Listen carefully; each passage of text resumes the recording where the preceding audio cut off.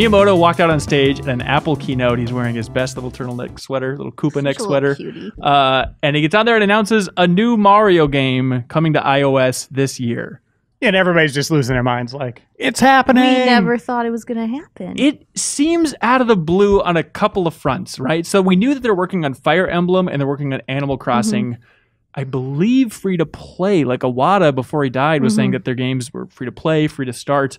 And now comes this Mario game for iPhone. You hold it vertically, and it's going to be premium priced, a set price, no microtransactions in there whatsoever. It just feels completely out of the blue in a good way. Yeah, maybe. I mean, Miyamoto's attached, at least in announcing it. He told us that you could play it with one hand and eat an apple at the same time. That's cool. Or a hamburger. Or a hamburger. He just kept talking about food. He was very hungry. I like that a lot. We'll see. And it has like, what was there, a battle mode? Where you compete to see who can impress more toads by collecting more coins, stuff like that. But it kind of looks like a vertical version of Rayman Run, if you played that, where it's auto-running. Seems like there's still levels, going level to levels.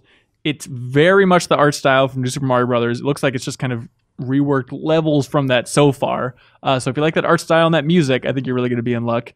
It looks interesting. Like, there are certain pads that you could see where if you ran across them, you would stop on them. If you need to wait for like timing to happen, like doors are raised or lower, or like little lava rotating pillars, stuff like that. And so that's a new mechanic that I haven't really seen in an auto run game. So it's like auto run with stop. With stop pads if you want to hit them. Yeah, it's a nice little Nintendo detail. I'm really curious to see, how the geniuses at Nintendo try and wrap their mind around an auto run level. Did they announce like release or It's coming out this year. Price? No, not price specifically. That's what I'm curious about. It's like December, right? I think. Yeah. You can flash if I'm right or wrong. Perfect. It's also coming out on Android, but it's coming out on iOS first. So you can play it on your new iPhone 7. That'll be exciting.